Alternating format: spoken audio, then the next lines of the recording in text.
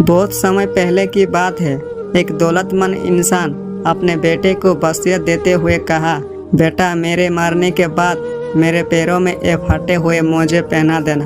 बेटा मेरी इच्छा जरूर पूरी करना। पिता के मरते ही नहलाने के बाद बेटे ने पंडित जी से पिता की आखिरी इच्छा बताई। पंडित जी ने कहा, हमारे धर्म में मृत्यु के बाद कुछ भी पहनाने की इजाज़त नहीं है। पर बेटे की जिद थी कि वो पिता की आखिरी इच्छा जरूर पूरी करे।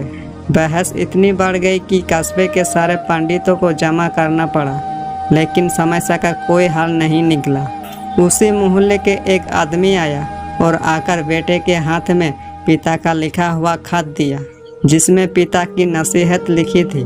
मेरे बेटे, देख रहे हो, दौलत, बंगला, गाड़ी, बड़ी बड़ी फैक्ट्री और फार्म हाउस के बाद भी मैं फटा हुआ मोजा भी अपने साथ नहीं ले जा सकता।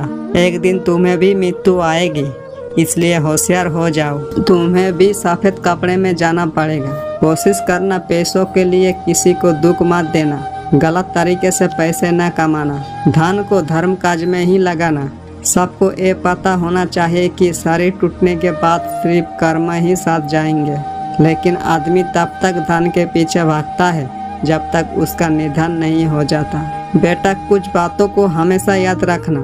जो आपसे दिल से बात करता है उसे कभी दिमाग से जवाब मत देना। एक साल में 50 मित्र बनाना आम बात है, लेकिन एक मित्र से 50 साल तक मित्रता निभाना खास बात है। एक मिनट में जिंदगी नहीं बदलती, पर एक मिनट सोच कर लिए हुए फैसले से पूरी जिंदगी बदल सकती है। जीवन में दौलत और भौतिक वस्तुएं हमारे साथ नहीं जाती।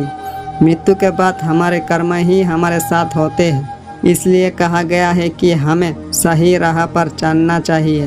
धन को अच्छे कर्जों में लगाना चाहिए और जीवन में अच्छे रिश्ते और मित्रों को महत्व देना चाहिए।